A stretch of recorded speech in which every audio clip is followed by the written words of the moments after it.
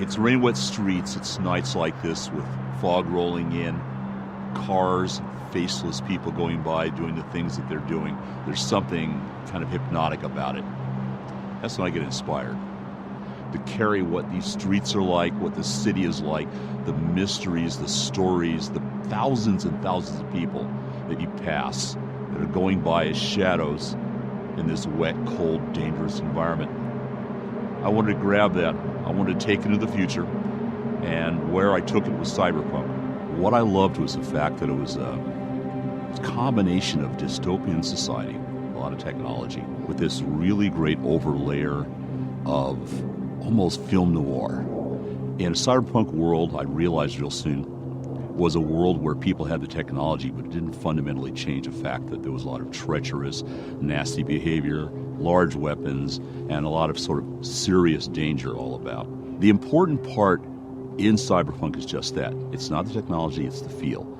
It's getting that dark, gritty, rain-wet street feeling, but at the same time getting that rock and roll, lost, and desperate and dangerous quality. Cyberpunk is about that interface between people and technology, but not in that transhumanist way where it's all about the technology changing or improving them. It's about how people use things.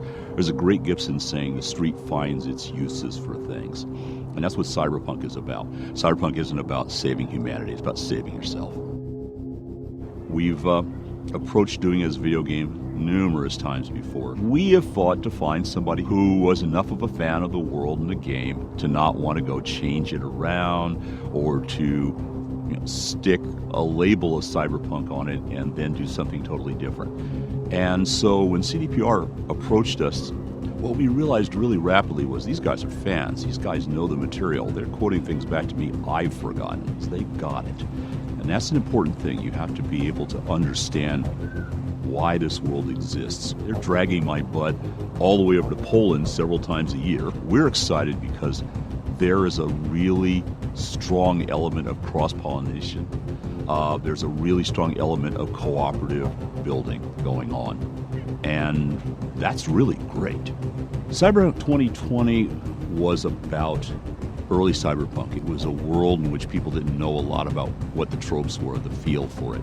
The great part about 2077 is that it's a mature form of that. We're basically able to progress a larger arc.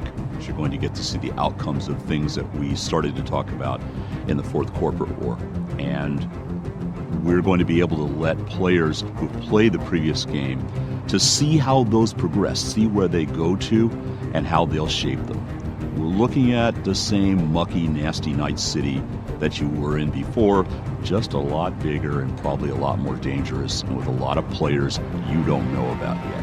2077 is about the cyberpunk you thought you knew, scaled up, bigger, badder, stranger. It's the visual component that the frozen pictures we would put in the books can't give you. It's the sound, it's the feel, it's the movement. 77 is going to be about being there. We've gone through a long, long journey, all of us. Those of you who have been fans have waited for us to get the right game together at the right time, the right team. And we were going to wait long enough to make sure it happened the right way. Cyberpunk 2077 is going to be the right way. And I can't wait to play it. And I'm hoping you guys will want to play it as much as I want to play it. Because it's going to be a hell of a ride.